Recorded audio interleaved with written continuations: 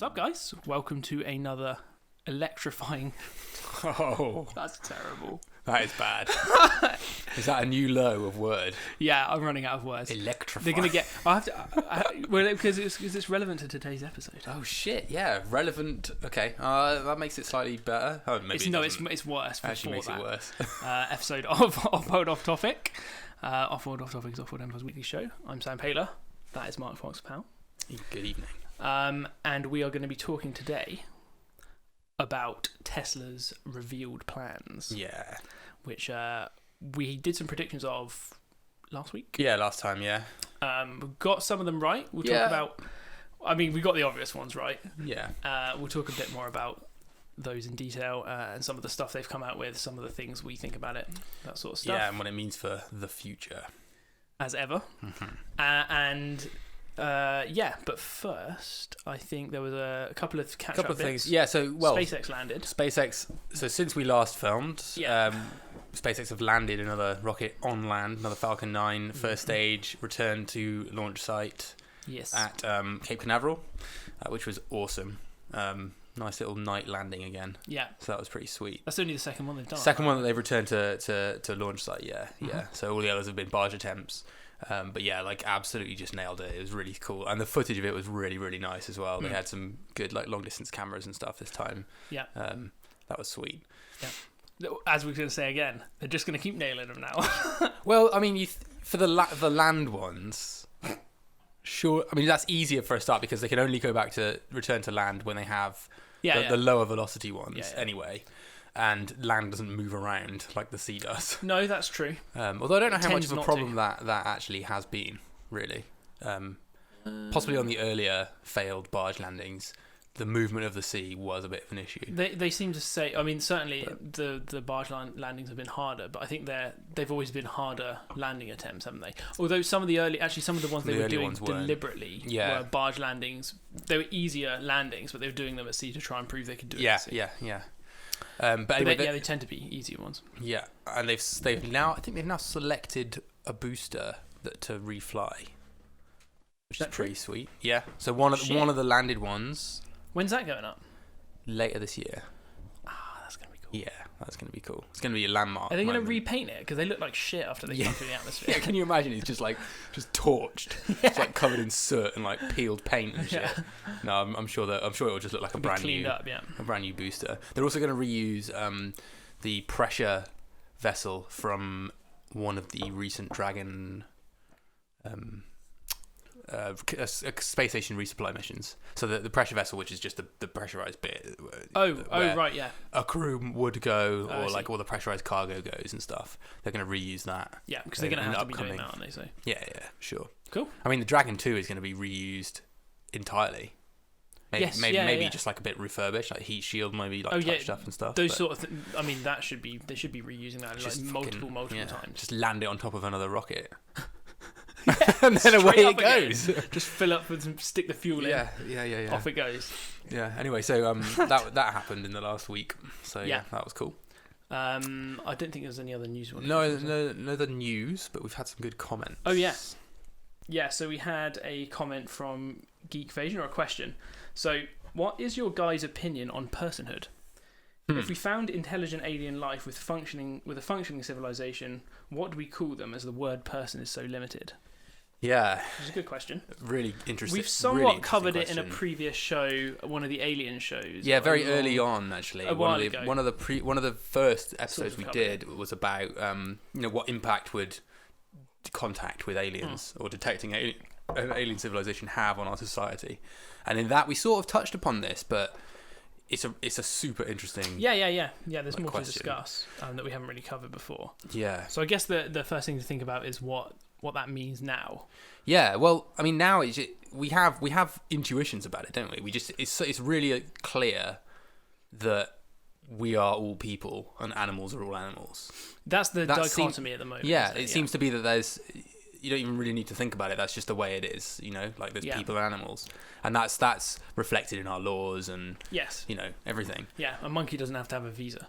Although having said that, there's some movements that want to kind of place personhood on like higher primates, some I think even some cephalopods, like these types of things. Yeah.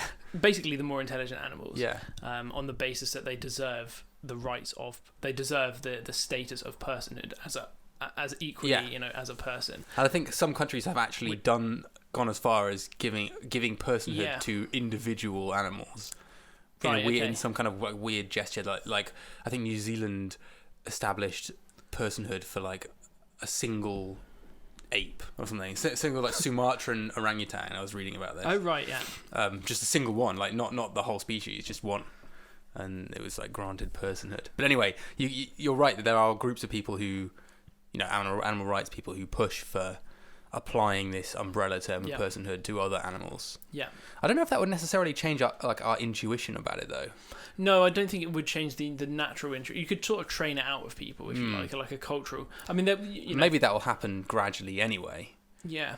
Over the next sort of 100 years, 200 years. I mean, Christ knows what's going to happen in 200 years. But if you imagine that, we'll continue along sort of a moral evolution that we've been undergoing for the last sort of several centuries, then we might get to a point where animals, especially if we learn a lot more about the brain and about what the fundamental sort of neurological basis of consciousness and intelligence and all this stuff, it might not seem like such a hard distinction. Yeah.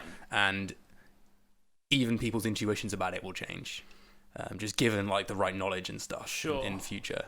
Yeah, I mean... see it more of a continuum rather than just like, there's us and everything else. So if we take that in the future, an alien lands, okay, and they jump out, the way they look is going to govern quite strongly how we initially think of them as a person or a non-person or whatever. Yeah, massively. So if it comes out and it's like a blob with tentacles and loads of like stingy bits and all sorts of like weird, it's kind of like just a horrible blob of horrible. You want to burn it. Yeah. Your first reaction is just to scream and run away. The flamethrowers out. Yeah, exactly. Yeah, but it's really intelligent. And it's got a little book and stuff. Or a worm, or it's something just totally not what we normally associate with something that has like personhood. Yeah. It has no recognizable emotions or anything that we could even relate to in any way. But it can. So let's just say in this situation it can communicate with us.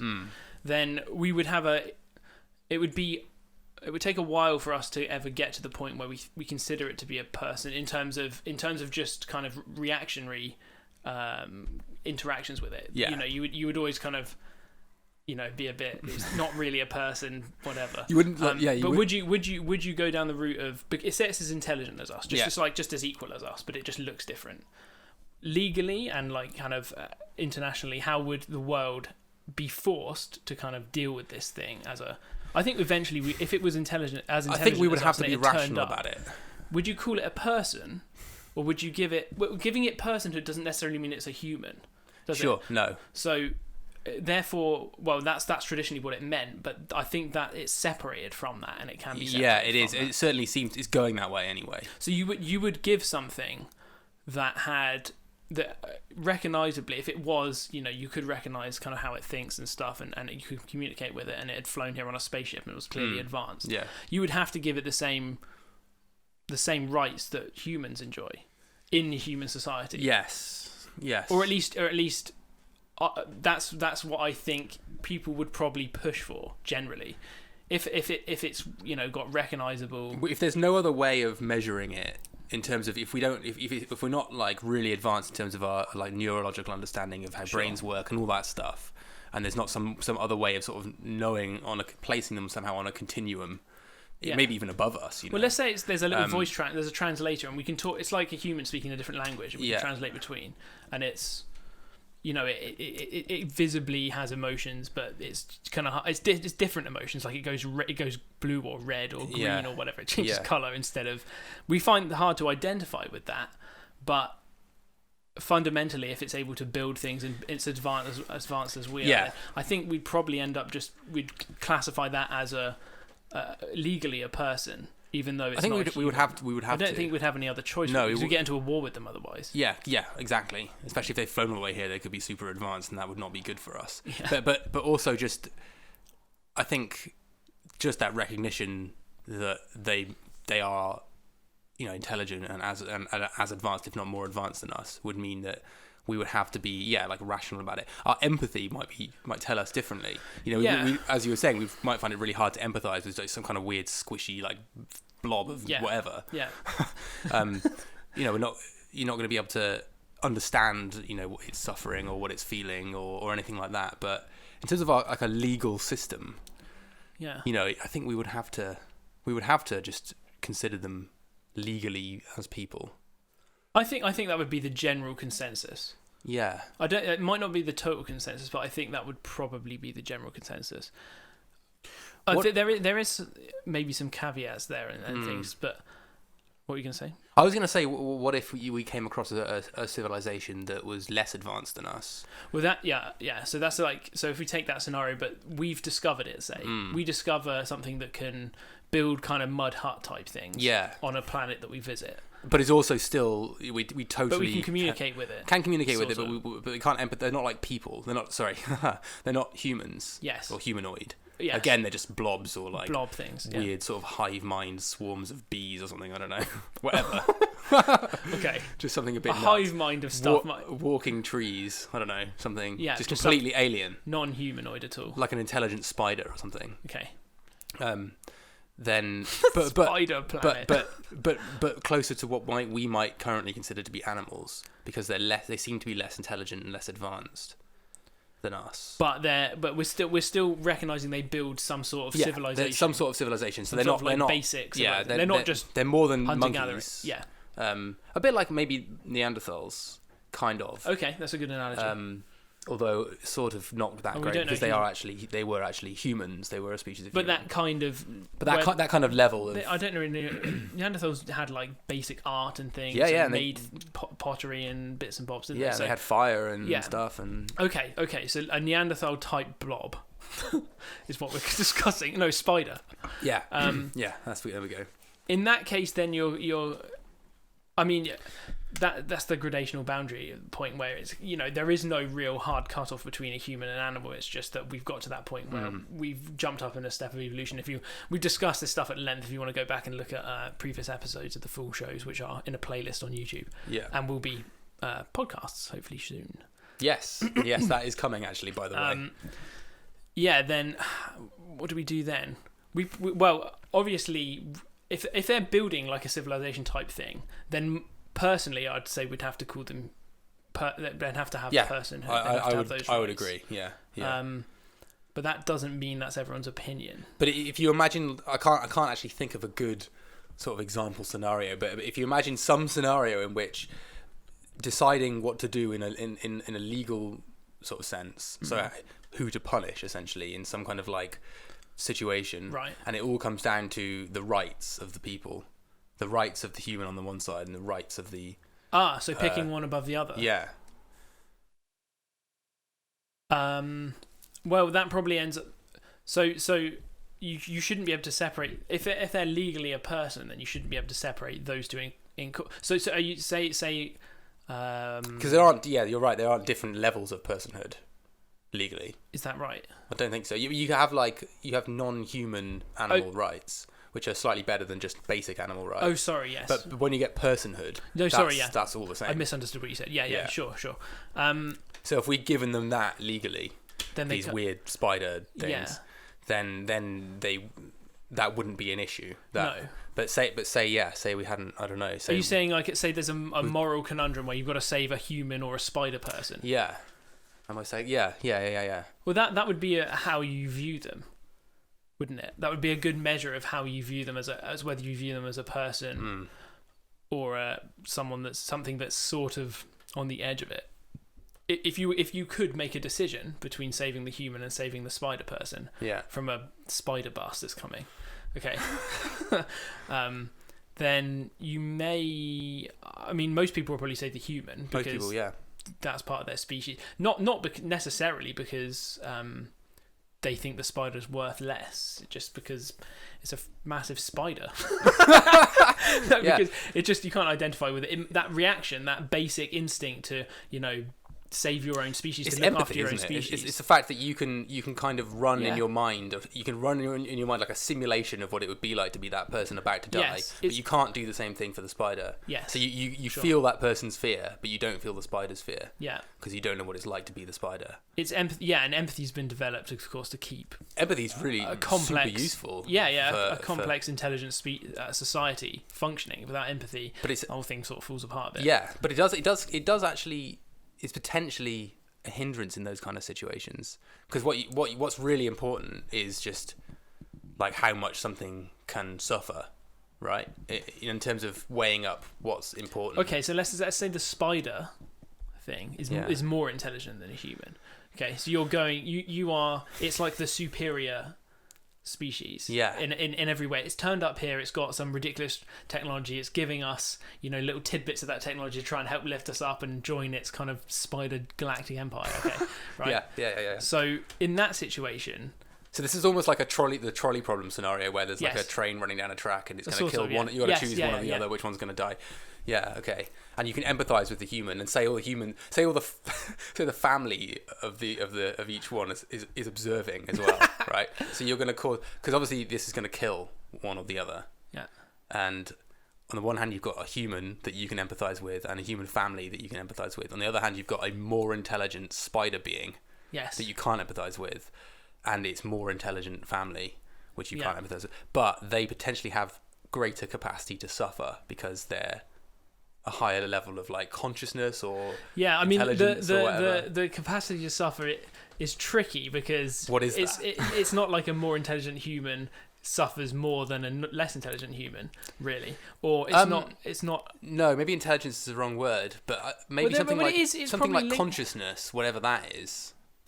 Well, again, we have another episode on consciousness. Yeah, we're running down a whole. Yeah. But you'd be probably quite comfortable with the idea that you have more capacity to suffer than like a mouse. I was about to say, or an actual spider. There are big jumps, Yeah. Say it's a jump like that. Okay. That they're that much higher. That we're mice and they're humans. That's an interesting question though. Just on a little time, does a mouse have less capacity to suffer? It doesn't. I mean, it's stupid. It doesn't really know what the fuck's going on. It's just running around. Maybe that on its own is enough because we are aware of. It still feels pain and things. Still feel pain, but it might not fully realise like the consequences of that pain or what's happening in the future or the past. That kind of. It probably does have those concepts, but not as we like what it might be. If it's in pain and is about to die, it won't have the concept of what it's going to be leaving behind and hopes for the future that aren't ever going to be realised and all this stuff. Just less complex, just a less complex reaction. Less complex.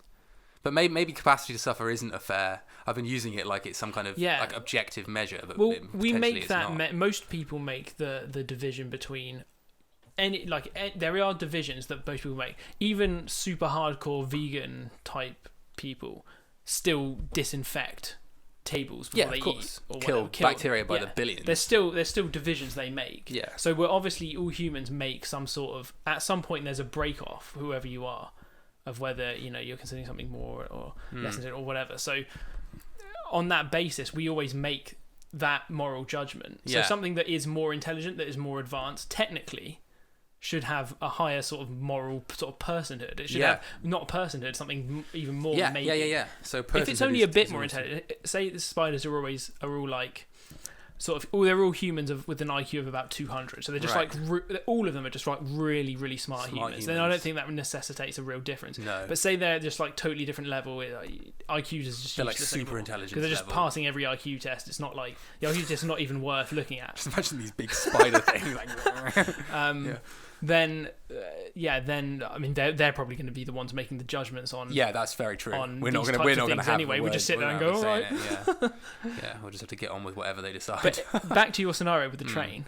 So who do you save? So we decided most people would probably save in the first. I would save the humans. Of course you would. Like you as a human would save the human. But I'm trying to say that maybe there's actually an argument that the rational thing to do would be to save the spider. Yeah. Because I don't know, just is more.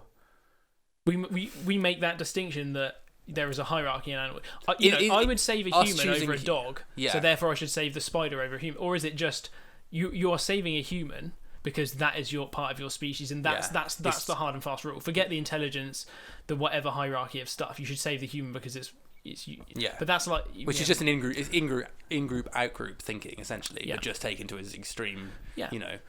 Well, taking a bizarre sort of scenario. But it's like, would you save someone you didn't know or a family member? You'd save a family member, kind of. Because, sure.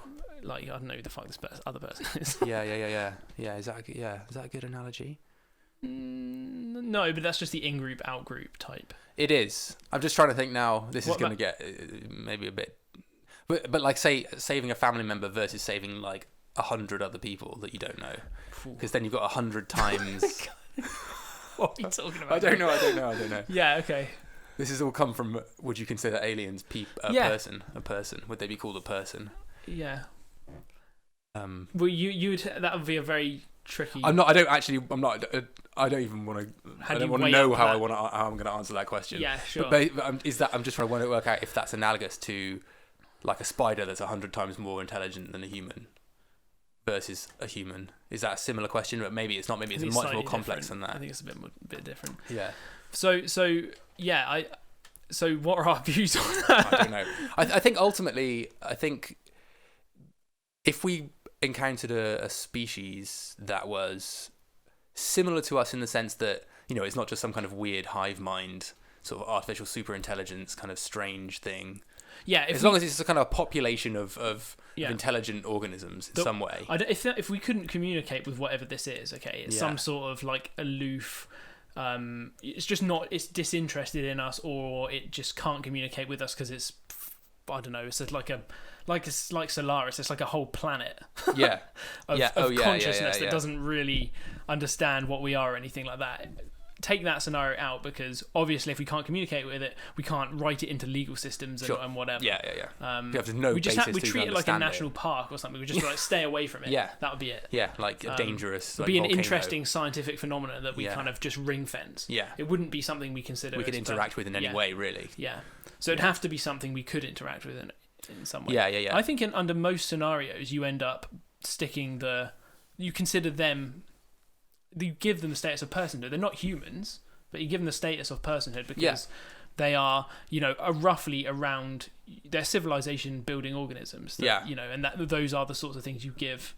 I would suggest. I would agree. Give personhood to. I would absolutely agree, and I think there is room in that for different levels on a continuum of intelligence or consciousness or whatever you want to call it, of like less advanced than us, less intelligent than us, and more intelligent than us. I think there's room for that to move around a bit, and we would still take that approach, especially as in the future, this isn't going to be happening tomorrow. It might happen tomorrow, but say our first contact isn't for another few centuries, our understanding of these things is probably going to be vastly different to what it is now, and the concept of thinking some kind of like weird blob of mucus as a person isn't going to be so strange to people. No, because everyone's in a jar. Well, so everyone's in a jar. Or do we just have like a fundamental understanding of the brain and subjective experience and all that kind of shit. I think within that, you said there's room for a lot of different stuff in there. And if there isn't room for it, and it's like way more intelligent, we don't have to worry about it because they made that decision.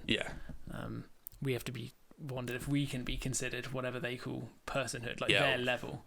We just got to hope that they've advanced to the point where they're cool. They're just benevolent towards us. Yeah. And just chill. So thanks for the question. Thank you very much, Geek Evasion. And keep the comments coming. Indeed. That's what it's all about. Right. So time to our main topic for this week. Yeah, which we are going to be doing the old Tesla Master Plan Part 2. Yeah. There was quite a lot to it in the end. Like there were several different sections, and we just thought it was worth actually diving into a bit more. Diving in, taking it apart, seeing what's what. Yeah. Talking some rubbish about it for a while. Yeah. At the end, we'll go through maybe... I haven't really thought about it that much, but we should go through our predictions from last time. Yeah. As well, and see if there's anything we missed. I think there are things we missed. Oh, there definitely are. There's flavours of it all in there, but yeah. But see what we got right. Yeah. Okay. So you said it was passed into like 4 or 5 sections, was it? I think there's 4 sort of main chunks of it. Yeah. Master Plan Part Deux. Yes. According to Elon Musk. Yeah. So the first bit, which was we did talk about, but I don't think it was one of our predictions particularly, was this acquisition of Solar City. We did. We definitely spoke about it.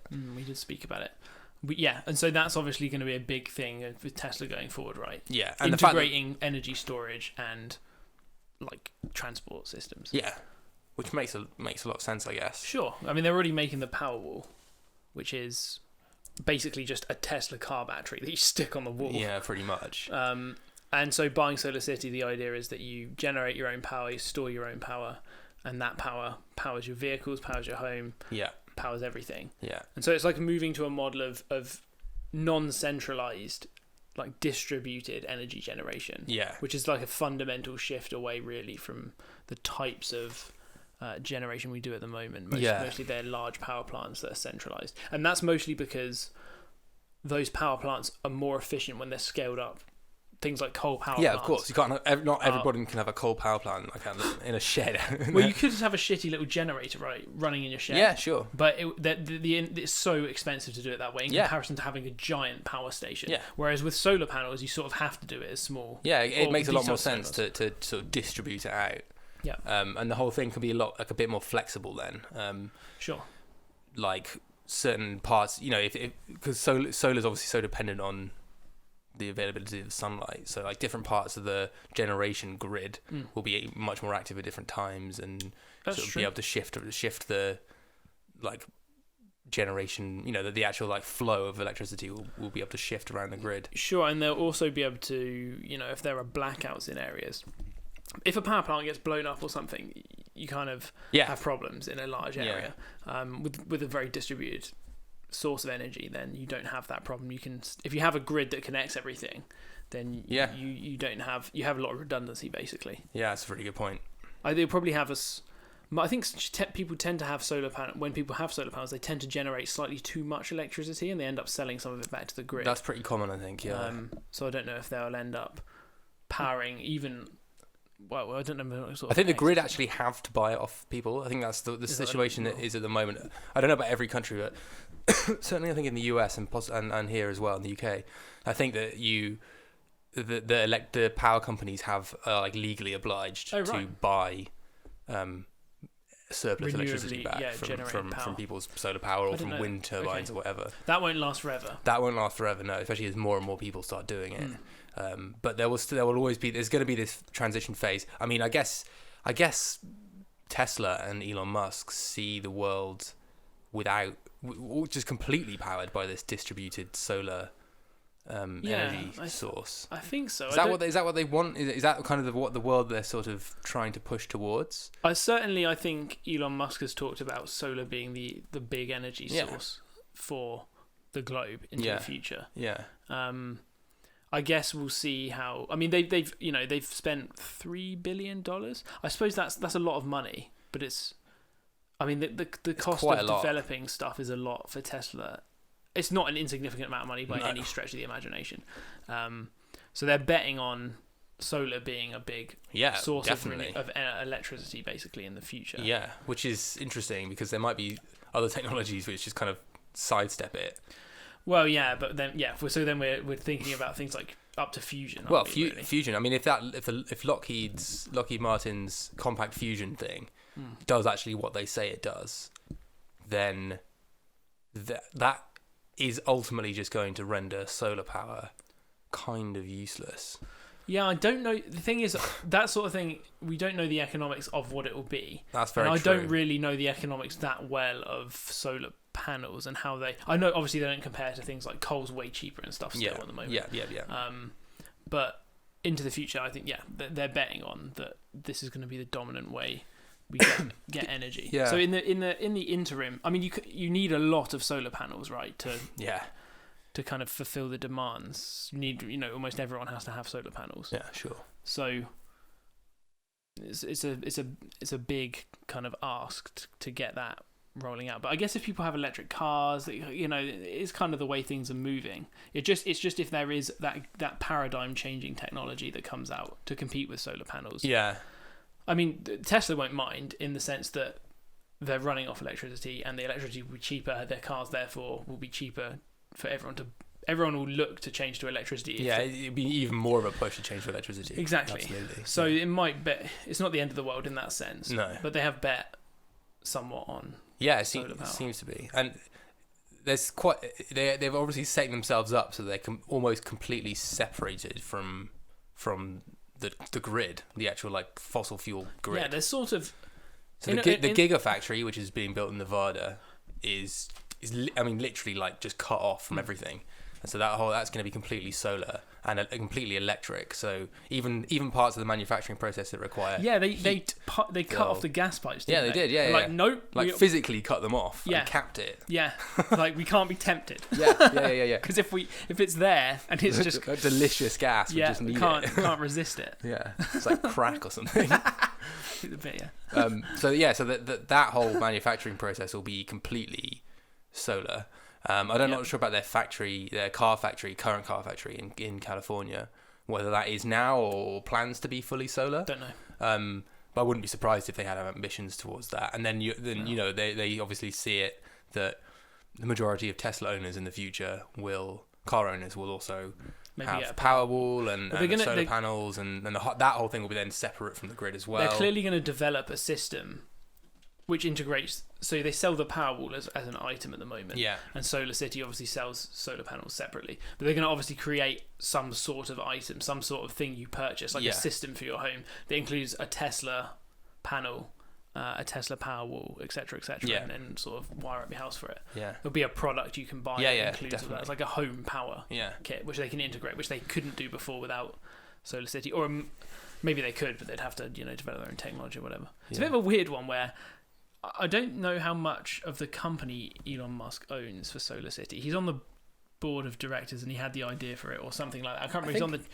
I think he's a majority shareholder. Is he? I think so. Yeah. Okay. So he's just buying. Yeah. It's just it's not weird because it happens all the time. It does, but sure. It's like I'm going to buy my own company. Yeah. But he's just buying out the shares.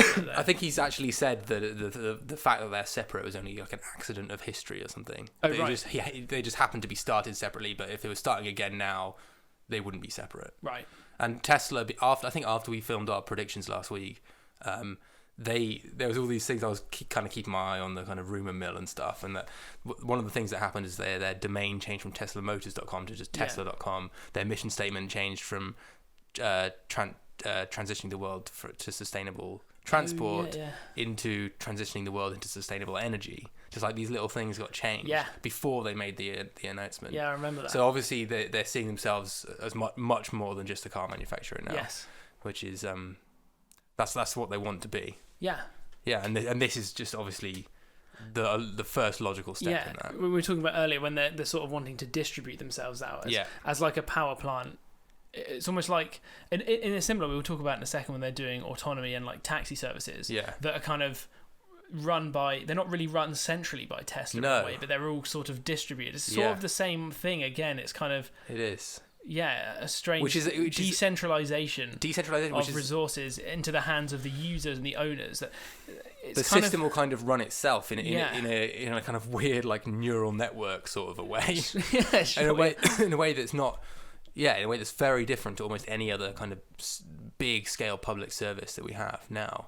Yeah. All the nodes are kind of sort of equal, and there's no sort of centralized sort of control over the whole thing. Yeah. At least with the power generation. I think some of the other aspects we'll get onto in a minute will have some kind of centralization, probably, like the buses he was talking about. Yes. Oh yeah, sure.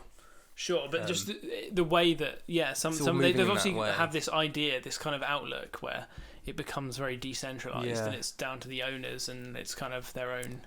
They buy products that work to kind of work for everyone else at the same time as being their own personal transport or energy generation. It's pretty cool. It's a cool kind of paradigm shift a little bit because that's not how we do things. And that kind of company, the kind of company that it's not how those businesses are run normally. No, not at all. And that kind of company, the one that Tesla / Solar City are going to be once they merge, is just sort of unprecedented. It's just a totally new sort of, like, this whole thing of power generation all the way, top to bottom, the whole column of sort of transport.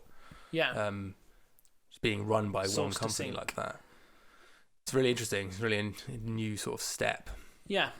Yeah, it's cool. They're not. They should go into like the mining and stuff. Like, automating. They can't automate mining in the same. We can automate mining hugely, but finding the deposits and all that requires specialist companies and stuff. Yeah. But they're getting to the point where it's just like raw materials in, and at the other end of the Tesla, you have like a car that's charged up in your house. Is like yeah. It's all the same company. Yeah.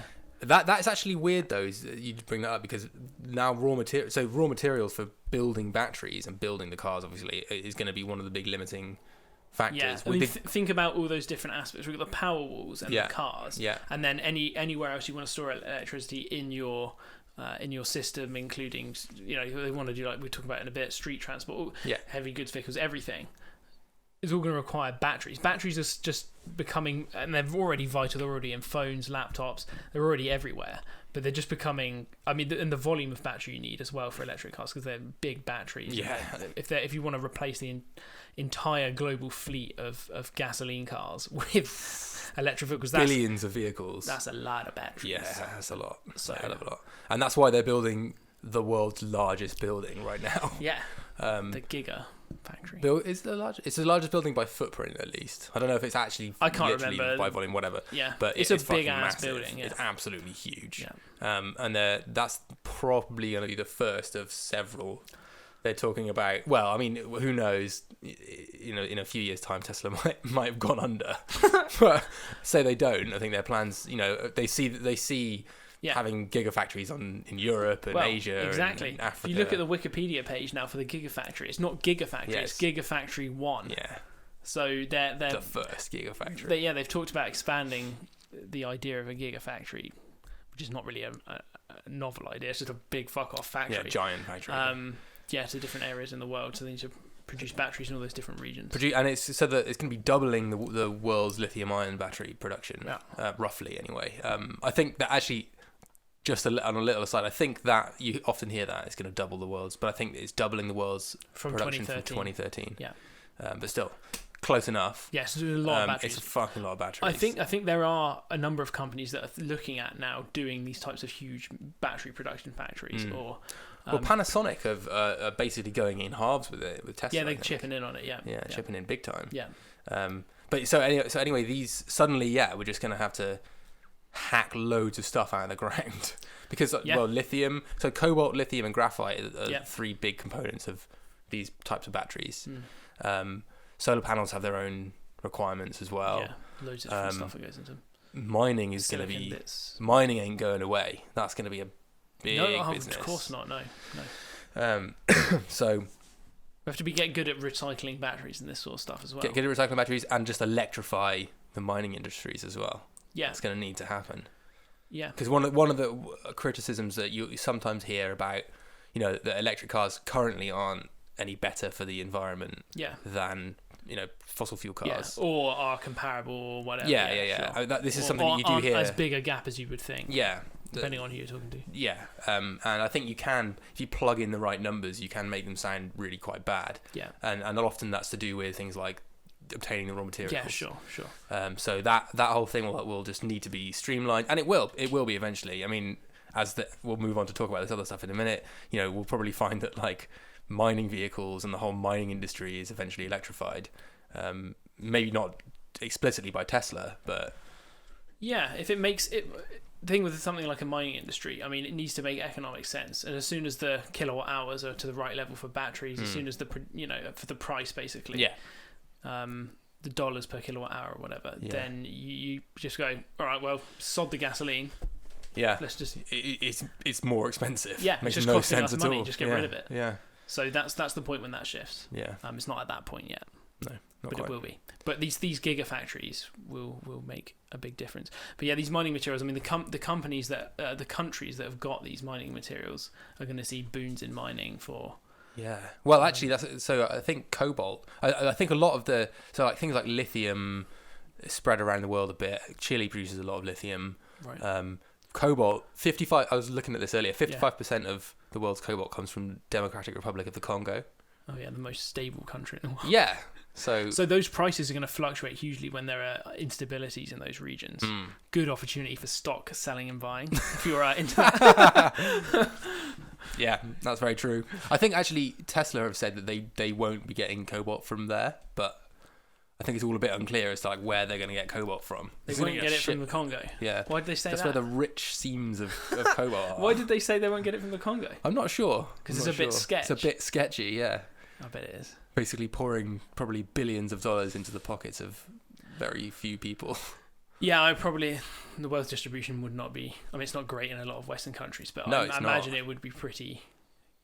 I imagine the conditions of the miners and stuff probably be quite bad. Yeah. Although often with off topic, sure, as we do, in these types of places, often the worst conditions for the miners, they're like most unsafe conditions, and not the big mining companies that are in these regions, although they have big environmental disasters that are associated with them, as you've seen in like was it Brazil recently, that terrible iron ore flood into the river. That was a giant fuck forgot up. About that. But in terms of the miners' conditions, often it's the sort of small artisanal sort of illegal mining where it's small scale, and they've got like kids picking up like super sketchy doing like the processes you have people totally separated from normally in a big industrial operation, like hands with like certain types of mercury and stuff, mixing it up. It's just like that kid's gonna be dead in like 2 years. Or going down like tunnels that are just should not have people in them, like sapphire mining and stuff, like going down and then it's barely propped up at all. There's barely any structure. They just hope that it's going to hold, and quite often, they cave in and stuff all the time. And they're just stuck there. There's no way of rescuing them. Yeah. So they just die underground, grim. Big companies possibly not as bad as that. Well, obviously not as bad as that. The work conditions tend to not be as bad as long as they're properly regulated. Big companies that are looked down. They're big international companies. They're audited. Audited, exactly. They have to look after. They have safety rules and of regulations, workers, which these smaller artisanal companies don't. Well, they do, but they just ignore them. They just ignore them. Yeah. They're not watched in the same way. Yeah. Not to say that the big companies don't have giant screw ups. Yeah, it does happen. Yeah. So I was just wondering why it was that they didn't want to get their cobalt from the DR. I haven't seen a reason, but no. They've just said that, but it's unclear where, because the rest of it is, there's nowhere that's quite as prolifically producing cobalt as there. So I mean, there's probably somewhere else they can get it if they don't want to get it from there. But we just have to start synthesizing everything, just like nucleosynthesis. You can synthesize graphite. Yeah, you can. Yeah. Which actually that would be cool, because you could probably use CO2 from the atmosphere to do that. I bet it takes a lot of energy and probably screwing around and very expensive. Yeah, but as an ultimate goal, that would be quite cool. Yeah, to start decrease the CO2. Make batteries out of the CO2 in the atmosphere. Yeah. So the next part was more about the products they're going to go into, right? Yeah. So this is where. Well, it's more about the road. Sorry, an expansion of the current road vehicle products. They. Yeah. So they currently make 3 cars. Do they still make the Roadster? I don't know if they make the Roadster anymore. I don't think so. I don't know. I have no idea. Anyway, they have produced. They are planning to be producing a 3rd model, basically. Well, 4 actually. Now, when you think about the Model X. Model X. Yeah, 4. Yeah. Model S, Model X, Model 3. 3. Yes. 3. Yeah. Yeah. Not the E anymore. No. Yeah. I still You've done that to me. Yeah. So that's what we're looking at the moment, but. This new plan has a lot more coming, so they want to basically branch out into all types of road transport, basically, which is kind of what we were talking about in our prediction last week. So they're going to be expanding the consumer vehicles they do. Yeah, so they're going to do a pickup truck. Yep. And a kind of a small SUV, right? I think that was the plan. Yeah, and they could do another version of the Roadster. That's not in the plan. I didn't read that anywhere. But there's no reason. I think they were saying once they've got their like a slightly smaller SUV and pickup out, then they've kind of covered like almost all the bases for consumer vehicles. Sure. And then the next, they haven't got a mini city runner, have they? Like a smart car or something, or like not. It doesn't have to be a smart car, but just like a little kind of like hatchbacky type. Yeah, a little hatchback. They don't know, but maybe the Model 3 will kind of be that. Although the Model 3 is still going to be a large vehicle, fairly large. I mean, it's not a small hatchback, is it? No. And it's not priced in that range. Yeah, maybe that's something else that they'll look at doing. I don't know. I think they need that's almost maybe even a higher volume than the Model 3. And so they need to scale up big time batteries and all that. So if they've got to scale up for the Model 3, they have to scale up even more potentially for that type of car. Yeah. But for things like pickups, I mean, pickups, we don't really have them usually in Europe, but they sell like hotcakes over in the US. And a sweet pickup from Tesla would be awesome. Yeah, it would be. There's also already people speculating, making renders and stuff about what they might look like. Sure. And some of them look pretty cool. Yeah, they do. Yeah. Some of them look a bit derpy, but some of them look awesome. Yeah. And yeah, there's loads of different avenues they could go down. Really, they don't really specify that many in the the report, in the blog. It's sort of a blog post, really. It is. It? Yeah. It's not really like a proper white paper or anything. No, it's just sort of like here's some plans. Yeah. So one of the things. You could do motorbikes, even all that sort of stuff. They could do whatever. Yeah, motorbikes, not a bad idea. They did actually explicitly say that they're going to be doing heavy duty goods vehicles. So on top of consumer cars. So we're just talking about consumer cars. Yeah. So we've got the other two things they thought were like semis, like HGV type vehicles, and heavy goods vehicles, and what was the other one? High density public transport. So buses. Yeah, basically. And those are as well as additional consumer vehicles as the other two areas they foresaw. Yeah. That need electrifying. Those are both massive. Yeah, huge. Yeah, huge. Like that's like a whole other level from. Yeah. I mean, obviously the consumer base is still going to be the biggest business, I would imagine. Actually, I don't know. I mean, I don't know how the economics of it will work. I think there's more cars on the road than there are big lorries. Yeah, sure. Or buses. But it's another sort of fundamental change in the way that things are currently done. Yeah, it sounds like they've got especially if you take on board the next part of the plan as well. Yeah, the autonomy stuff. Yeah, it sounds like they've been thinking about what to do in those two sectors, in the heavy goods vehicles and the bus sectors, because in that paper, blog post, whatever, it does say, it hints at, it doesn't really explain very well, but it kind of hints at sort of ideas for summoning buses, changing the way seats are laid out within buses. Yeah, actual design, some kind of hints at like a design for a bus. Yeah. Which sort of don't really make a lot of sense. Yeah, they're slightly vague and sort of, what was it? Seats in entry. We wouldn't need to, we could put seats where the entryways are and stuff. And then we get rid of the centre aisle, but seats where the entryways are. Which just seemed, given how general most of the stuff is, and then you just get that sentence. Like very specific. Like, okay. But it seems... but that does seem to suggest that they're even thinking about sort of specific designs for vehicles already. Yeah. It's clear they have an idea, it's just because it's slightly vague and we don't have a clue what they're talking about. Yeah. It seems slightly unfleshed out. But that's, there's loads of that sort of stuff in there. Just little tidbits suggest they're kind of thinking. And the HGV, the heavy goods vehicle, the semi, they say... it would be really fun to drive or something? Yeah, really fun to operate. Yeah, whatever that means. So remotely operate? It seems Operate a fleet of them? Or drive, I mean, probably drive at first, so they're going to be... The next stuff they do, they're probably, after the Model 3, they're probably going to be doing a bunch of different models at the same time and developing them. Yeah. I don't know how many years... I'm just thinking how many years down the line a heavy goods vehicle is. But it's not. It's going to be a little while, I should imagine.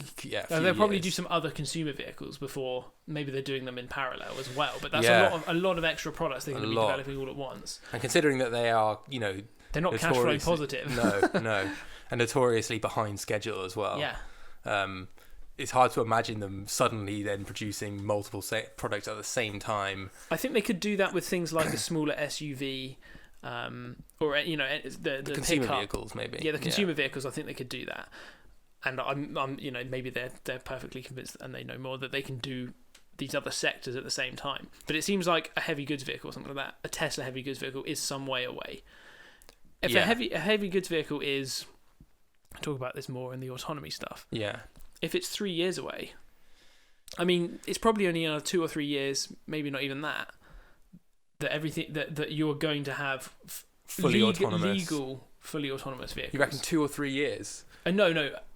after that. Yeah, so sort of maybe 5 to 6 6 years from now. I think but at that point there will be in existence will be a road legal autonomous vehicle. Yeah, that can drive from A to B without any human input at all. Yeah, I think so. Apart from telling it a destination. Yeah.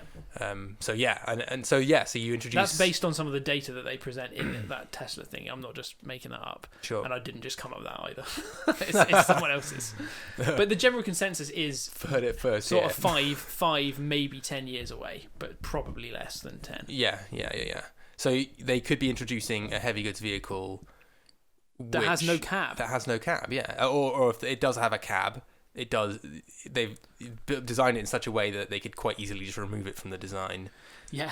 We were talking about that earlier. So they designed it so there's the area where the driver can sleep. There's the the standard stuff you get in a truck. Except for there's kind of a little thing that you just pull out, and the whole thing slides off, and it's just got all the normal sensors that you have in an autonomous vehicle. So it's just an autonomous truck without all the cab stuff. Yeah. So when it's suddenly legalized, they're just like, right, see you later, driver. Yeah. They just pull all the tops off them. Yeah. Well, I mean, yeah. So if it's 3, 4, 5 years until we see a Tesla HGV, it may never even have a driver. Yeah, it may be ground up, no driver. Yeah, which would be pretty radical and awesome. Yeah. But so one of the things they're going to have to do in order to do any of this stuff, and they explicitly say it in their thing, is just scale up their production. Yeah. Massively. Yeah. Like way more than they are It's now. one of their biggest challenges is trying to just simply produce enough vehicles and enough batteries to supply the demand. Tesla don't market in the same way that other companies do. They don't put adverts on TV. No. They don't do billboards, all that kind of stuff. It relies on word of mouth, the image of the company, and the kind of thought that you're buying into some sort of futuristic world. Yeah. Elon Corp.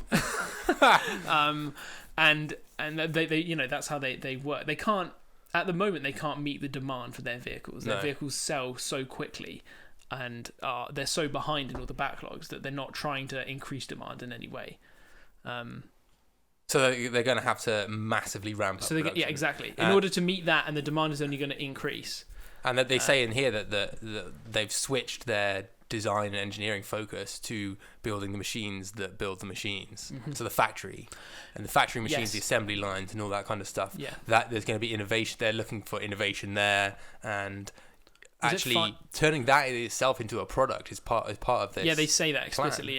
To turn some system that produces a Model 3, say, they're putting as much effort into that as a product, maybe as say the cars. They're really trying to figure out how to do this in a really autonomous, very quick, very efficient, and very reliable way. So not only are they going to be producing autonomous electric vehicles for a whole range of services, not only are they going to be integrating that with power generation, they're also going to be supplying automated assembly of complex it's machinery. Interesting that I don't know, maybe. I mean, that's what it seems to be suggesting. They say treat it as a product. I don't know, or what was the wording? It is, again, it's quite ambiguous. So, treating the factory itself turn the factory itself into a product. Yes. But whether they mean to then sell that, or just treat it as if it was a product. I mean, it's going to be very specifically designed to build a Tesla Model 3, but I probably could adapt it very easily. There'll be technologies that you can that can be sell,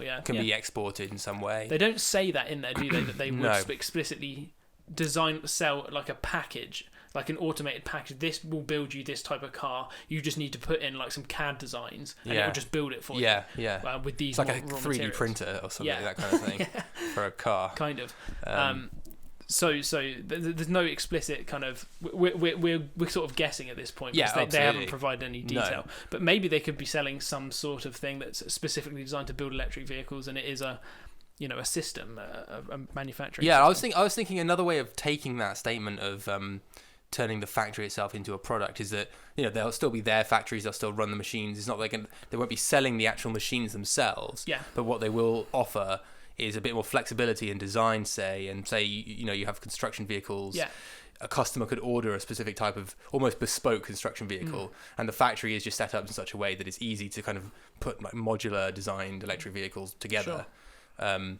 So that instead of looking at a catalogue of, okay, Tesla do, these 6 vehicles, we've got to choose one of these. You don't have to do that. You can literally just design the vehicle you want. Sit down with like a Tesla like engineer and have a chat over a table about what your company needs. Well, they go away and they just. You might even get to the point where you design a vehicle. Okay, so you say you want a road legal sort of consumer type vehicle. Yeah. You want it with this range, this much space, this type speed, whatever and it just like whatever that ends up being, it sort of puts it together.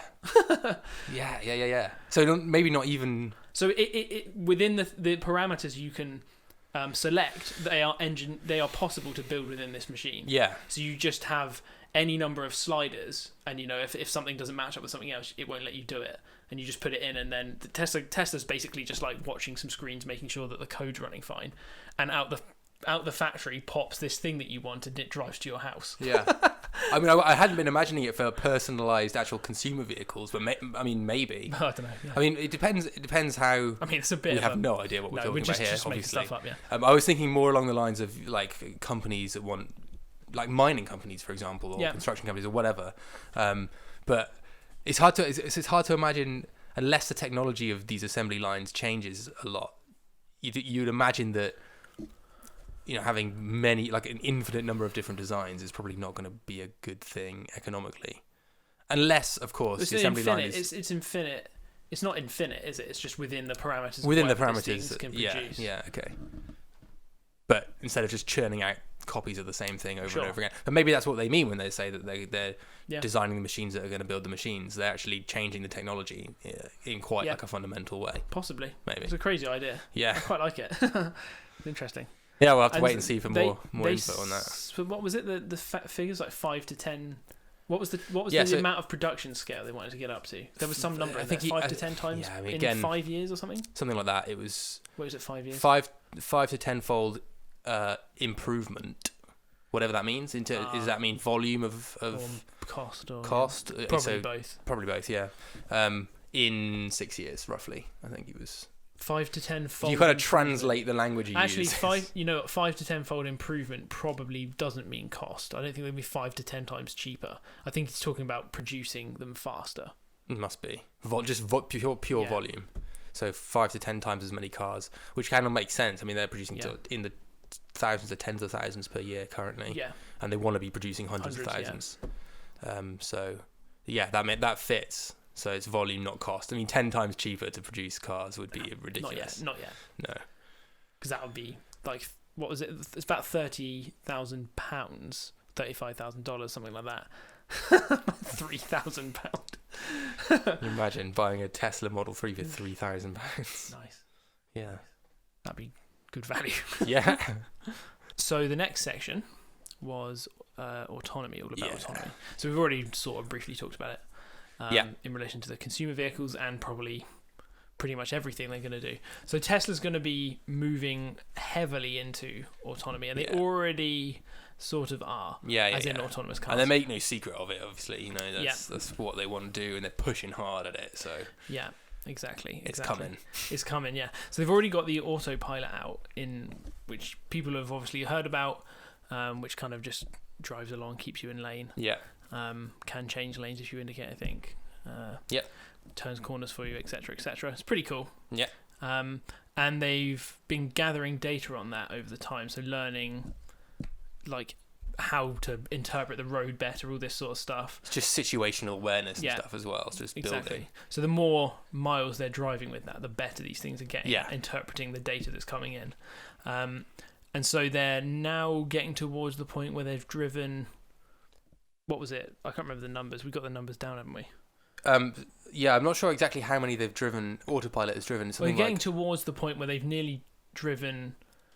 So it was to do with safety, actually, wasn't it? Yeah. So some statistics. And actually, I think last week in the predictions, I was like, their statistics are like way, way, way higher. It's way safer than human drivers already. Right, yeah.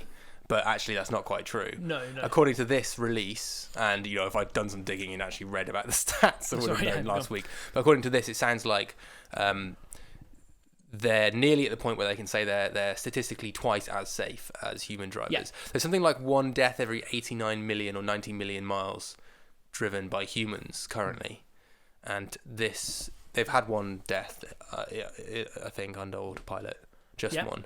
And they're nearly getting to the point where they're double the 89 value. So they've nearly basically shown that they've got statistically half the death rate, I guess. Yeah.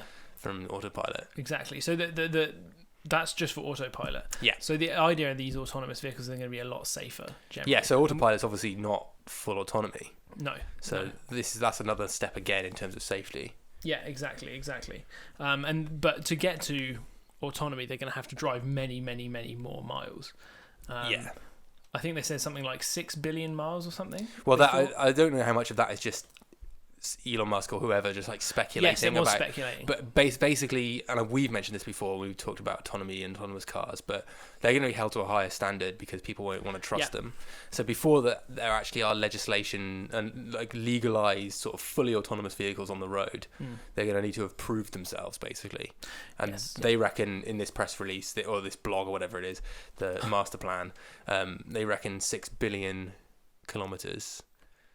10 billion kilometers. 10 billion 6 kilometers. billion miles. Yeah.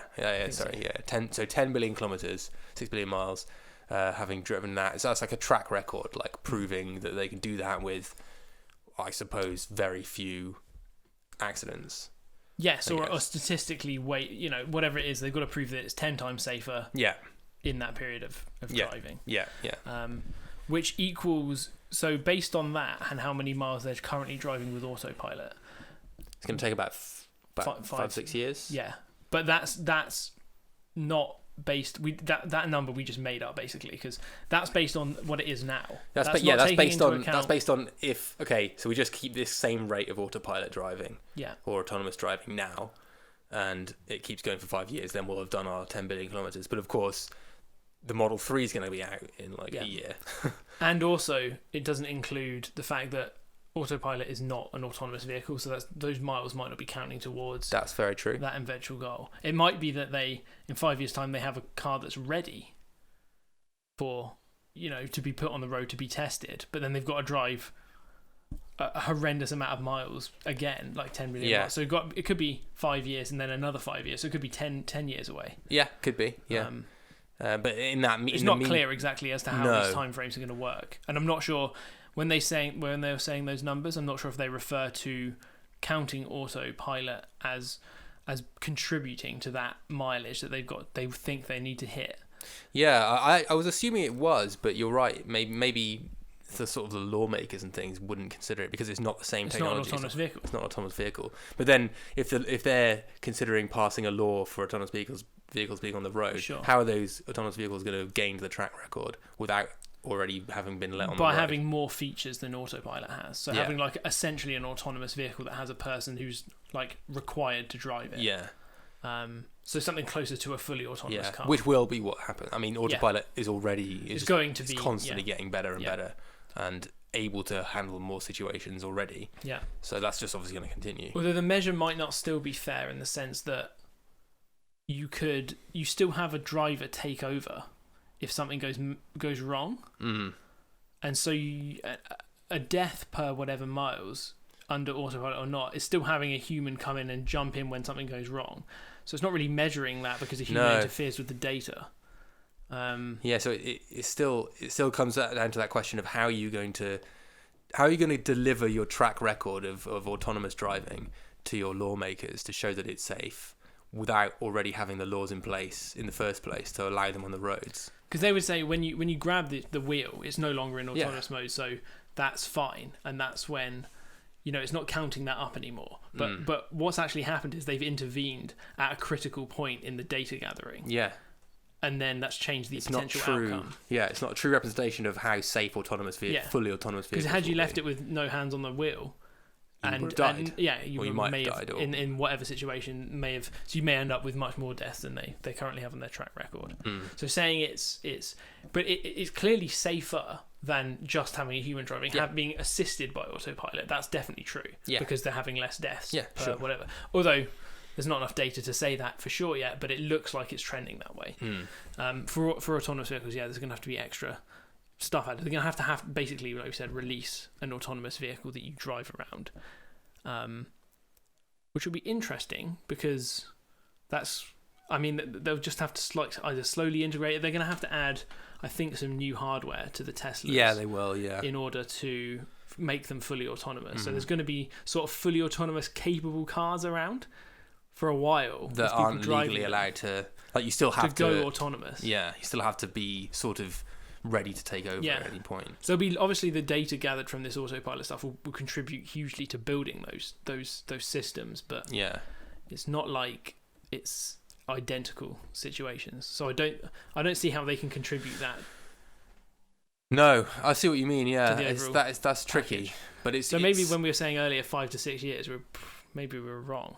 Well, interpreted that data wrong. It's not clear basically from what they've given us. And that at some point, the lawmakers and will just have to face just that decision of like, do we allow these things on the road without them having been on the road already?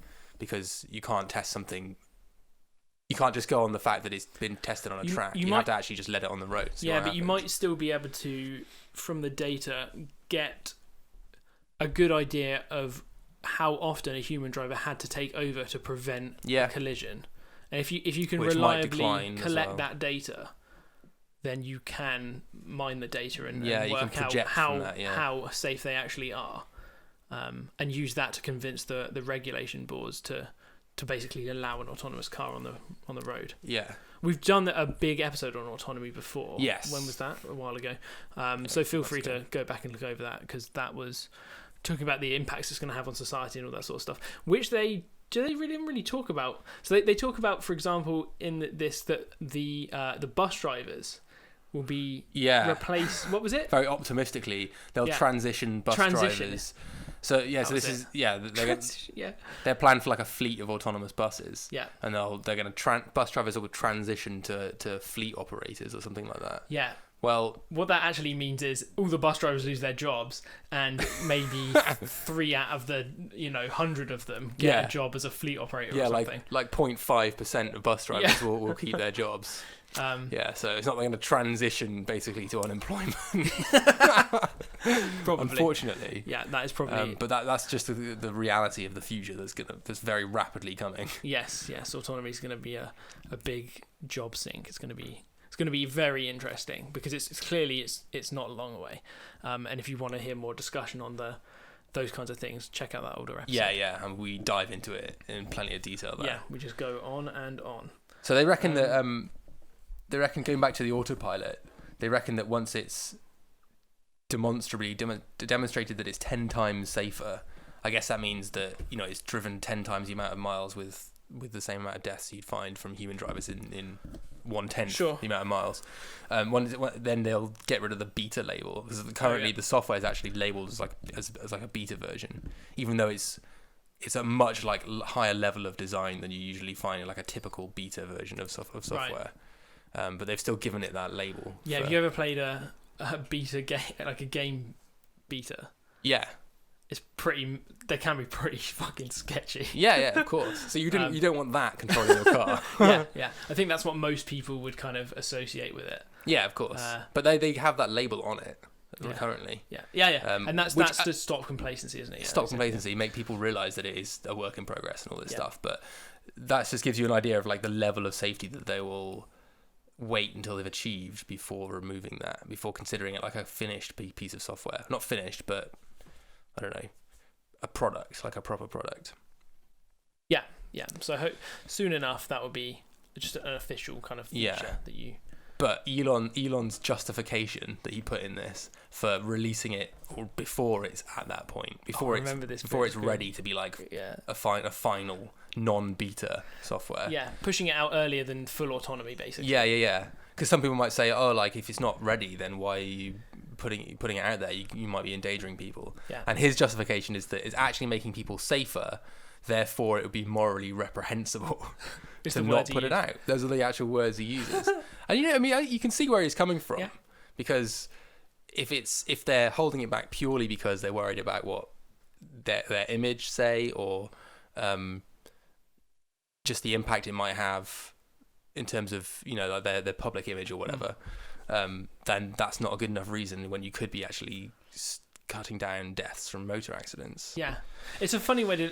I mean, He's right, because they are probably going to be cutting down deaths. Yeah. The faster people get access to autonomous vehicles, the more people you're going to save. Yeah, basically. the sooner people will stop dying on the roads. Yeah.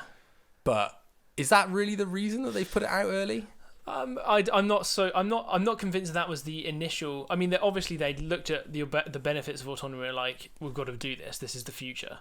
And that's a big one, safety. Yeah. But putting the autopilot out early, I think is just them trying to work towards that goal of all the benefits it brings, not because they were like, oh my god, we need to save lives right now. Yeah. No, I feel like that wasn't the conversation that happened in the boardroom, and it's because they didn't know it was going to save lives. It could be. It could go either way. I could imagine it, but with Elon Musk, like knowing the kind of stuff he says and like the way his mind seems to work. Obviously, we don't actually know him. No, I don't know. But just the stuff you read and stuff he says. Sure. You can imagine him kind of thinking along those lines. Yeah, that's the way he gets everyone on board. It's like, no, we have to get this out early because we need to save lives. Yeah, it's kind of a good argument. It is, but only if you know that it's going to save lives. Yeah. And maybe they were quite sure, but you don't actually. It's quite easy in hindsight to say that. Yeah. Now that it does look like it is saving lives. Yes. Yeah. But if it had gone out and killed 10 people. Yeah. And people have been like driving. People were driving irresponsibly with it, and that's not the guidance they put out. But if they say they had gone out and it doubled road deaths in that distance, so from it was in that distance that was 89 million miles or whatever. Yeah. There were 2 deaths instead of 1, and that was down to people not using it properly. Then is it morally reprehensible to have rolled that out early? Yeah, you could make the same argument. You could make the same argument. But I wouldn't say that would be necessarily because it was in beta and people knew what they were getting into, etc., etc. Yeah, but you could make that same argument, that same straw man if you wanted to. Mm-hmm. Interesting. But yeah, morally reprehensible. Yeah. So the last section was all based on all the autonomous stuff. So it basically requires. Yeah, it needs that technology. Sort of, it just assumes that once we've got that, then we can move on to this sort of next sort of aspect of our plan. Which it titled, I think the section was called sharing. Yeah. So that involves a few different things. So basically, when you're in your autonomous car, you're going to be laughing at me. What? I thought you were laughing. No. I thought you were smiling. Sorry. No, it's fine. I mean, this is all my fault anyway for not fucking recording it properly. It doesn't matter. Should we just start from the top? Yeah. Yes. So the next section, the final section. Yes, the last section was titled sharing. Yep. Which basically assumed all the autonomous, or it didn't assume, but the whole thing was based on autonomy becoming widely used and legalized. Yeah, all the sharing stuff needs that technology basically. It's built on top of it. Yeah. Most of it revolved around we sort of came up with some of the ideas that we didn't come up with them. We when we were talking about our predictions, we predicted that they would this was part of one of our predictions. Using autonomy, they would run a sort of Uber type service that included a bunch of different Tesla cars driving around and picking people up autonomously, and you'd pay through some app or whatever. This included that. Yes, it does. It took it an extra. Yeah, it's got like another dimension to it, which we didn't see coming at all. No, I didn't. It's really think of it. It's really kind of unusual and quite a cool idea. Yeah, I don't know if it was out there already as an idea of sharing. So the idea was I don't know either. Share basically when you don't use your car. So I think they said something like 5 to 10% of the time cars are not in use. Yeah. Sorry, they're only in use 5 to 10% of the time. Yeah. So most people go to work in their car. The car sits in the car park for most of the day. They finish the day, they go home in the car, and it just sits in their driveway all night or whatever. Exactly. So it's not actually used that much. Yeah. They were suggesting that you could, with an autonomous car, you would basically go out and be an Uber driver for the day or night or whatever, and make you money whilst you're not using it, which is a cool idea. It's a crazy idea. It's really cool. It's really cool, and obviously it builds on the whole point of having these autonomous cars, and we talked about this in our autonomy episode, is that you'll be able to summon it from anywhere. It'll be totally autonomous, get from A to B completely on its own. Yeah. When you're in there, you just sit there and do whatever you want. Chill out. Have a beer. Yeah, get the beers. Eat some pizza. Do whatever. Yeah. So it will quite happily just go off on its own and respond to calls from other like random customers, I guess. Yeah. And gradually get some kind of income for you, basically. Yeah. Which is go towards sweet. paying the cost of the Tesla. Yeah. Well, I don't know how long it would take to pay back a Tesla. It'd be interesting to look at how. I mean, it says in some cases it could exceed your monthly repayments. But I guess it depends on how much it's used and how much the demand in your area is. And yeah, so that was another aspect to it, was this, when we were talking about Tesla running a kind of Uber type service, they said they would do that in areas where the demand exceeded the number of cars that were available, personal use cars that were available. Yeah, so they'd run their own sort of centralised fleet, I guess. Which would essentially be an Uber service of autonomous vehicles. Yeah, and for the user, it would be basically the same. It's just that the difference would be the car, instead of going back to someone's house to charge, it would go to some like Tesla centralized depot or something somewhere. Yeah. But yeah, I mean, so imagine that you own a Tesla and that you've tapped the little button on the app, which means that it's now free to go out into the fleet and go free, pick up some jobs, make me some money, make some cash. You're like its pimp. Yeah. Yeah. Yeah. Anyway, go and make some dollar for me right now. What happens if it comes back with trash. a load of shit in it? Yeah. Someone's like puked in it, or like took a knife to the leather. Graffitied it or whatever. I'm not going to be happy about that. No, I wonder if people have a hesitation of sending out their car, their precious Tesla, a brand new Tesla. Let's say you've just got one, a fresh out of the factory. It's got that new car smell. Yeah. You want to send that out to the grimy public? Not particularly. You don't really? I mean, this is why it has a button. I guess it's an option, isn't it? You don't have to do it. Of course, yeah, sure. But maybe a lot of people would choose to do it. You get over the kind of new car feeling after the first couple of weeks, and you think, actually, it'll make me some money, and other people are doing it, and it's sort of fine. Yes, I'm sure it would be fine. I would. But I can understand the feeling. It does feel a bit weird. It's your car, and you're just letting it go. Imagine just checking your phone when you're at work or something, and my car's halfway across the other side of town, taking some random person somewhere. Yeah, maybe you could have like cameras and things in it too, because if people are committing crimes in it, you need to be monitoring who's in there. Yeah. And when you get on a bus, you're under CCTV. I think that probably would be okay. Spy on your passengers. Yeah, but they would know they were being filmed. Yeah, they would. Yeah. And they would know where the camera is, and that would probably be quite clear in the vehicle. So that would. It's your car. You can do what you want in it, right? So. Yeah. I do wonder how the things like so if it does get smashed up by someone inside it, or they do something to it, how's all the insurance? How's the insurance? Who's going to fix it? How's the insurance going to work? Does it? Yeah, I don't know. All this is going to have to be sort of restructured a bit, isn't it? Yeah. I mean, taxi companies obviously have insurance that's slightly different from your normal sort of consumer car driver insurance. They do. The taxi companies do, and Uber drivers they probably have different insurance as well. I think they're slightly different though than taxi companies. They don't have to have taxi licenses and all this sort of stuff. No. You wouldn't have to have a taxi license for this, I wouldn't imagine. I wonder if you could, with this autonomy sharing stuff, you almost have because you could very easily be given a replacement Tesla whilst your Tesla's being fixed, because it's just another of the fleet, Yeah. It would almost be like you could have Teslas and they're all the sort of same colour with the same seats in. And you'll never even know. You never even know. And it's like, it's broken on the, whilst doing a taxi service, and Tesla just say, okay, we'll send you another one. And like 5 minutes later, one turns up. Yeah. And which is perfect. Yours goes off and is fixed, and you just keep this Tesla until the next, and you just cycle them. Yeah. That way, the problem is then you never really you're not really owning a Tesla then. You might end up paying a service to have a private Tesla.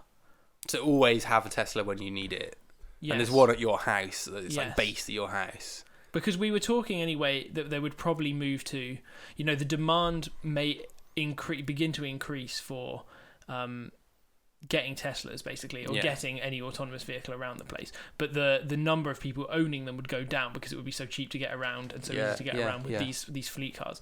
So that's the model they might go towards anyway. But that idea of kind of paying an extra, instead of just paying £1 a journey or whatever, you pay a monthly fee to have a subscription fee. It probably wouldn't be that much, just to have a private Tesla that goes out and does this work for you. to cut back on how much that monthly cost is. Yeah, but then a lot of people are gonna then think, why even bother if I can buy just one? Yeah, why do that when I could just be one of the other people who just uses the fleet? Yeah, and probably only has to wait like maybe 10 minutes maximum. Maybe because you can have your own. You can't have your own Tesla, really. I mean, there will be people who just like the idea of owning one. But you're not really owning it if you're just paying a subscription service, are you? No. But it's just the benefit of that is that you get at all times there's a Tesla parked like outside your house if you want it to be. Yeah, sure. And things like and you can cut back that cost of how much it is per month by sending it out if you want to. Yeah. And then there's the other model which is literally buy your own car and send it out. Yeah. But like a big upfront cost. And then the other model is dip in and out of the fleet as and when you need it. And you don't actually have a car sat there at all times. Which is probably the way that it will transition towards eventually, I think. I think the majority of it will transition to that. Yeah, because it just won't make sense. There will be this phase before we get there where you have this sharing service running. And it will probably make sense for people who, where people have a routine where you commute to work and you spend all day at work and your car can go out and make money for you and it knows it's got to be back to pick you up from work at the same time, sort of every day, Monday to Friday. Sure. There's a routine there.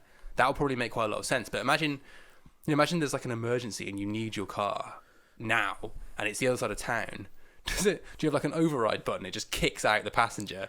Like, sorry, mate. Well, that's the other thing. Just actually, like legs it back to you. You might be able to get in an autonomous car world, an emergency vehicle gets through fucking quickly. Yeah. Because everything's able to move out of the way without even thinking about it. Yeah. Lights just change, whatever. Yeah. Just go straight through. Sure. In this situation, you could hit like an emergency button, so that the nearest Tesla that's available, it cancels whatever job it's got and comes straight to you. Yeah. And goes whatever Tesla it is, and then just drives you like A to B as quickly as possible. Yeah. And then you don't have you still need emergency vehicles in the sense that ambulances have defibrillators and all this sort of stuff on them. Equipment and experts, people there to help you with whatever problem you've got. But if you need to get to hospital quickly, it'd be quicker to get in a one of these fleet cars than that you're only ever going to be 5 minutes away from one, probably. In fact, what they could do is you could get. This might be a bad idea because you don't really want to be moving an injured person into like a car. But if you were moving, if you wanted to, you could have a system where you press this emergency button, the Tesla gets sent to you as quickly as possible. Yeah. It drives you to a point where the ambulance is who's rushing towards you as well. They meet in the middle and like transfer you to the ambulance. You get to the ambulance faster using this fleet system. That'd be cool. Yeah, You could work out a way to do it that would get you closer, basically speed up emergency response times. That's over and above just having a totally autonomous network of cars, which would significantly do it anyway. But an extra layer on top of that. Yeah. And all these systems, which are they're quite complex, and obviously need a lot of optimization. And that itself is probably going to be fairly automated as well. What do you mean? Like all the vehicles communicating with each other and working out like the closest one to you and sending that there and meeting up with emergency vehicles and all that kind of stuff. That whole system is probably going to be largely operated by some kind of AI. Essentially, I don't mean like an ASI or whatever. Yeah. I just mean some kind of computer system that runs it all. Yeah. Especially if the fleet is run by. Like centralized, like by Tesla. Sure. Yeah, I mean it's a really cool idea. The sharing thing, all the way up to the just the fully just autonomous fleet that you can just order on your phone. Yeah, it's crazy. I mean that it is moving towards that world that kind of people talk about 10, 20 year down the line vision of the future. Yeah, I mean totally autonomous vehicles everywhere. It's kind of and now that there's a plan. There's a company has a plan. It's loosely structured, kind of just ideas, but that's the direction they're really going. Yeah, it's towards that type of model. It really is. It's cool. It's cool to see. I mean, other companies are obviously doing somewhat similar things or having similar ideas, but it feels like this is very, very. It's not pie in the sky. They're moving very deliberately towards that, and you can see that with the autopilot. You can see that with the Gigafactory, etc., etc. Yeah. They basically just said, here's all the things that people have been talking about over the last sort of 10 years about what the future might hold. Yeah. And we're just going to do them all. We're just like, here's a list of bullet points. We're just going to run through it and just bring you the future. It's basically what they're saying. And I think it's really, really cool. Yeah. I know that it's come under this whole like master plan thing. It's come under criticism because, there seems to be a huge difference between what they're saying they're going to do in this master plan and what they're actually doing currently. Sure. Where they're not shipping as many vehicles as they say they want to, and they're not making any money. Yeah, they're not cash flow positive. No. So they're making money, but they're net negative essentially. Yeah, if we think about the plan as a whole, then I suppose we're starting to do, it does look like, and I mean the whole goal of Tesla is not to make a highly, highly profitable company. Sure. They want to make a profitable, very successful company because that helps them with their actual ultimate goal. Exactly. Yeah. But this plan basically looks like we're going to spend a shitload of money doing these 10 things. Yeah. And developing them, and it's not a business plan in the sense it's that not a traditional business here's how plan. We're going to make a load of money, shareholders. Yes, no, exactly. It's not the normal. So that's why you tend to get a lot of criticism from the sort of typical old school kind of stockbrokers or business people, because what they're really looking to do is not, it's just not a traditional way of going about it. They're planning to spend so much money before they're profitable. Yeah.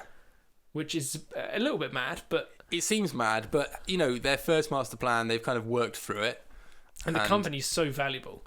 Yeah, it's the share price and everything. The value of the company is huge now. Yeah. It's worth, what is it? Is it worth as much as or more than something like, or comparable to something like, is it Honda? It's something ridiculous. Which is way above where it should be. Yes, for the size company it is. Yeah, exactly. Basically, people are predicting or thinking or kind of going for that to buy stocks and investing in Tesla because they think it might end up being something like Apple.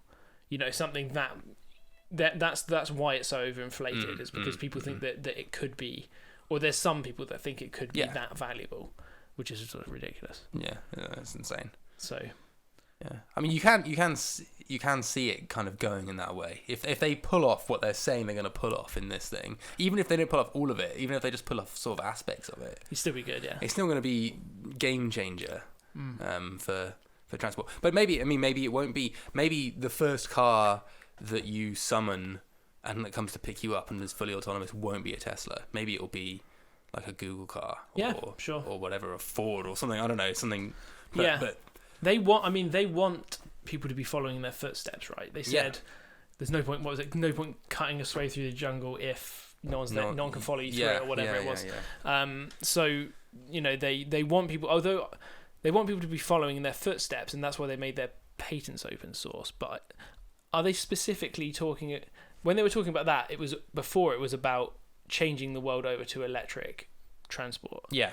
But autonomy and running a kind of Uber type network that seems like, do they want loads of other people doing that? I don't know. They certainly would want other people having electric cars around, but do they want? I don't know. I don't know how they now think about that statement. Yeah. I think they probably want some competition there, because that's generally a good thing. You don't want a monopoly of Teslas. Even Tesla they'll probably get fined for doing that or something. But whether they think that having just their cars doing that is the most efficient way of getting to a world of sustainable they probably energy don't think transport. It's that. So they probably want other people. Yeah, they probably want. Yeah, I would imagine they do. Yeah.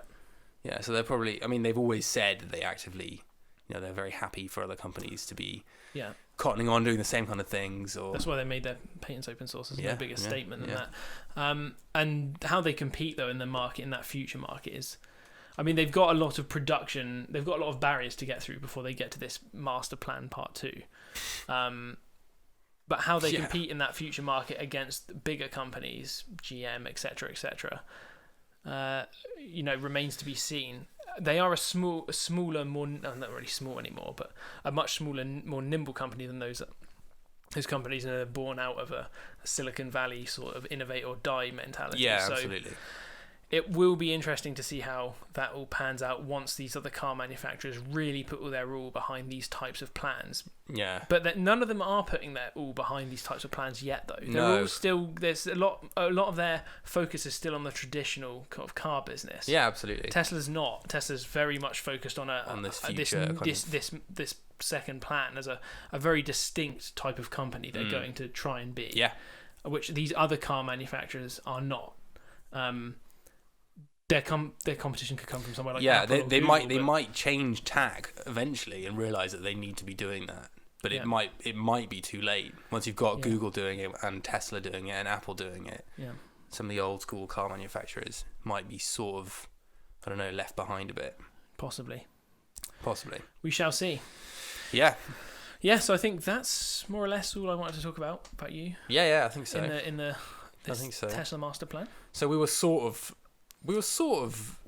along the right lines with a few of our predictions. We didn't guess right, but we got the diversify the what they're making, even into industrial vehicles, not just consumer vehicles. Yeah. And we also got the sort of operating fleet of autonomous vehicles. And they're the pillars of this, really. Yeah.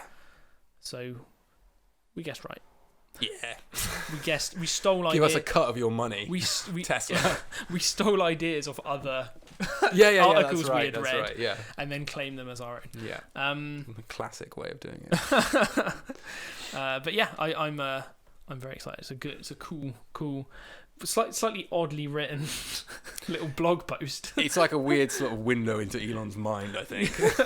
Yeah. But yeah, it's very, even if it had no mention of Tesla in it, okay, the way it's written and the types of sentences that are used, not that I know Elon Musk's writing particularly well, but based on the things he said, it's just so obviously written. There's a few sentences in there which are almost like tweets, like you could pull out, and you could see that as a tweet that he puts up, say after like a SpaceX launch or something, just completely, just like the most technical language, and just really like a really specific detail in the midst of talking about something that's very general and very like, it talks about. The morally reprehensible autonomous vehicle thing was just such a... Yeah, that was great. That was such an obviously Elon written thing. Anyway. So I think that's the end of the main topic. I think it is. All right. Time for Nutters of the Week. Mm-hmm. So, the world has gone mad. Nuts. There's a lot of bad stuff happening and whatnot in the world. Yeah, but they've gone nuts for one particular thing. Yeah, well, there's Pokemon everywhere. Pokemon Go. I mean, we were in a bar during the week. Yeah. And they were playing the Pokemon theme tune in the bar. It was amazing. So I was big into Pokemon when I was a kid. I was, and I wasn't. I was actually. So at the time, I was at school in the US actually, and for some reason it was the school year below that really went crazy for it, right. And it kind of permeated into my school year a little bit. My brother was massively into it, so I ended up playing the games and stuff on like Game Boy through him, and then like watched a cartoon. Sure. So I mean, the phenomenon was there. Yes. And I partook of it a bit. Yeah. Me and my brother were super into it. I think I was probably in the school year below you. Possibly, yeah. But yeah, so we were hugely into it, and the Pokemon Go. If we had been kids, it would have been mental. Oh my god. But still, anyway, it was great as a kid. But for some reason, even people who aren't into Pokemon are now kind of getting into Pokemon Go. I mean, not everyone's into it, obviously, but I cannot believe the amount of people I see on the street clearly playing Pokemon Go, standing on the street corner, holding the phone in particular, like trying to what clearly looks like them throwing Pokeballs. Yeah. Groups of kids running around, like I've seen them, around the universities, with Pokemon hats on. It's it's gone crazy. It's like people are, they want to be Ash Ketchum. It's crazy. Gotta catch them all. Some people think that there's a sinister edge to this. Yeah, well, clearly. Yeah, exactly. Yeah. Whenever there's a big phenomenon, there's got to be a the darker government explanation. Well, there we go. Or some like corporation are controlling us all. Yeah, well, there's different theories. So one of them is that people go. So the US government is using it as a surveillance tactic, sort of old. You expect that because it wants to tap into your camera and whatnot. Yeah.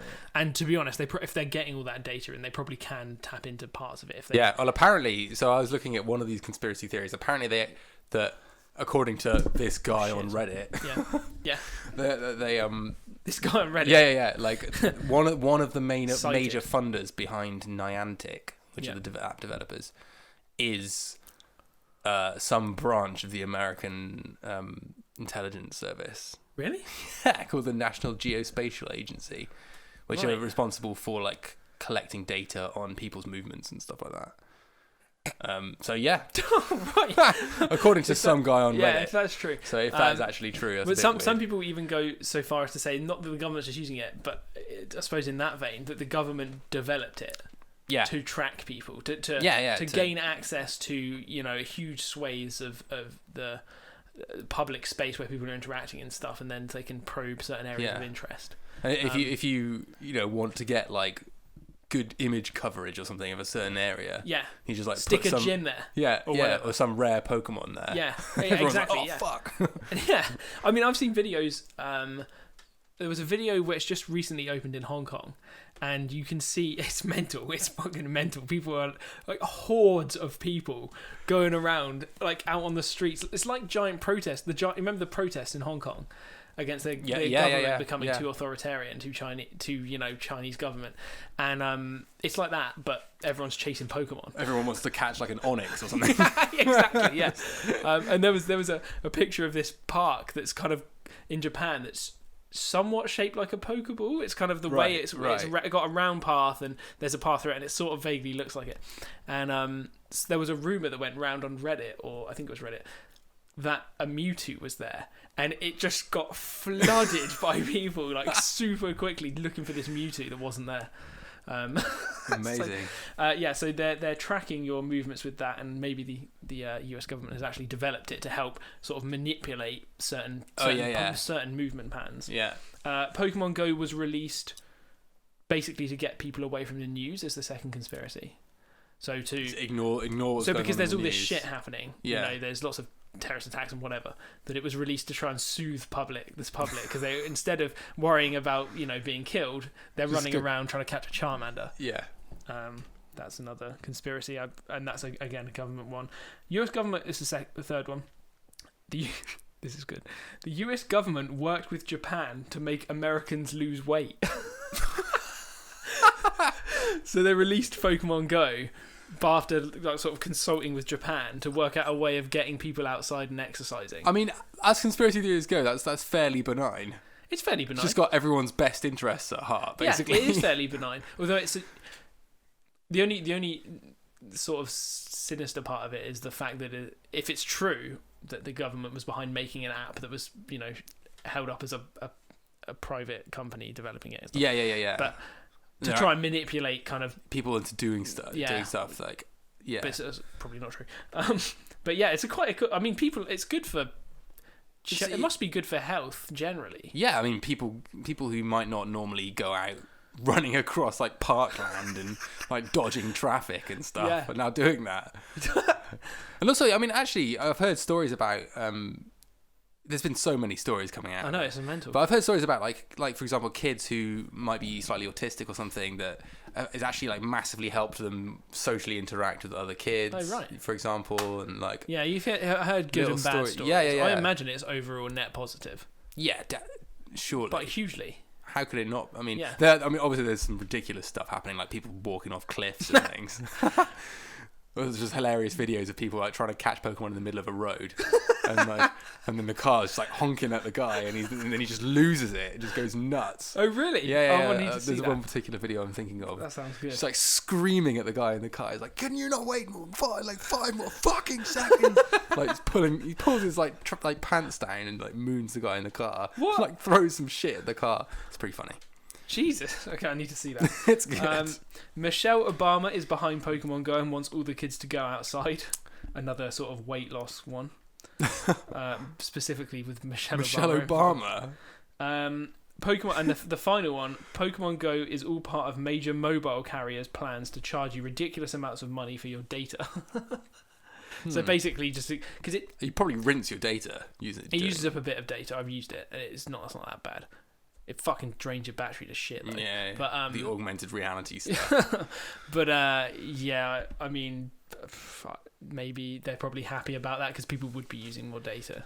Wasn't there something weird as well about the permissions you have to give the app. Like, you have to sign over like a shitload. You have access to your entire Google account. Yeah, that's all embedded in the US government conspiracy surveillance conspiracies. Right. There are some things that can because it has to access quite a lot of your phone in terms of like GPS location, camera, all that sort of stuff, obviously to run the app. And there are some slightly odd permission things to do with allowing it to full access to your Google account or something. Which means it could actually send emails as you and that kind of stuff. There was something. I don't think that's true. Right. Well, I mean, that would be mental if it was sending emails. But I just read a sort of slightly paranoid article about that kind of thing, which is probably a bit over the top. Yeah, I'm not entirely sure of what its capabilities are. But you can shut down a lot of them without affecting the app. Yeah, I think, and I think the defaults they released it with are quite different from the defaults it's now using. Possibly, I don't know. But there's lots of interesting conspiracy theories. It's weird. There is something not weird in the sense of like the spooky sort of sense or the conspiracy sense, but there is something can't really explain why it's so massive. What and so quickly so massive? It was released. Within 5 days of it being released, it was everywhere. Yeah, it was like the biggest all over social media. Everyone was out in the streets. You would see people out in the streets. It just which is odd because the entire world is suddenly just gripped by this game. Yeah, but they've released. There's a Pokemon trading card game for iPads and stuff. Loads of people are into Pokemon trading. I mean, that's not that great, that game, but. Part of me just thought it would kind of go a bit under the radar. I didn't think Pokemon was that big anymore. I thought it'd be big in a few parts of Asia and big with a few kids. Maybe the odd school would have a bit of a craze of it. But it's like a full cross-section of society. Yeah, I was Pokemon's just back. Yeah. It's like legit back. Like we now live in the second golden age of Pokemon. Yeah, really. That's as of 2 weeks ago. Bizarre. Yeah, it's hard to explain. I don't know how it took off so much so quickly. I don't know if anyone expected it to. It must be. I mean, it must be partially to do with the format of it.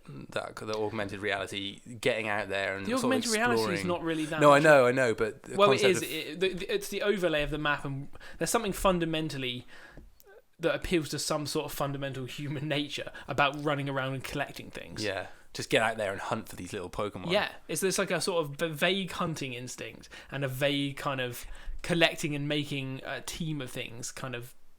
I don't know. I don't really know. It plays to something fundamental. Yeah. And the game itself is actually pretty simple, isn't it? I mean, I was imagining before I actually learned more about it. When I first heard about Pokemon Go, then the augmented reality aspect of it, I was imagining it was going to end up being like the old school Pokemon, Blue and Red and whatever. But you just instead of like steering a little character through like a little maze, like pixelated maze, basically. Then you actually just go out into the world and do it, but you still actually have to have like fights, like set up battles with the Pokemon that you have versus the wild Pokemon and all that kind of stuff. But no, it's not that at all. Not really, no. You just tap the Pokemon and throw a ball at it, right? More or less, and you kind of there's some skill involved in throwing the ball, and you can chuck a. Do you remember the Safari Zone this is just one Pokemon now? Yeah. The Safari Zone. Yeah. Where you chuck like bait at it. It's almost like an entire game's that. Right. So you can chuck, but there's no rock to throw. You can just chuck a berry at the Pokemon or something, and you got to. Sometimes you throw it in a certain way, and you're more likely to catch it. So there is a little bit of skill involved. There's a little bit of skill, and then the battles. I think I've barely used it, but there's battles where in the gym I think you just like tap. It's not like kind of. It's almost like real time battling instead of turn based. Right. I don't really know. Different, just totally different format. But.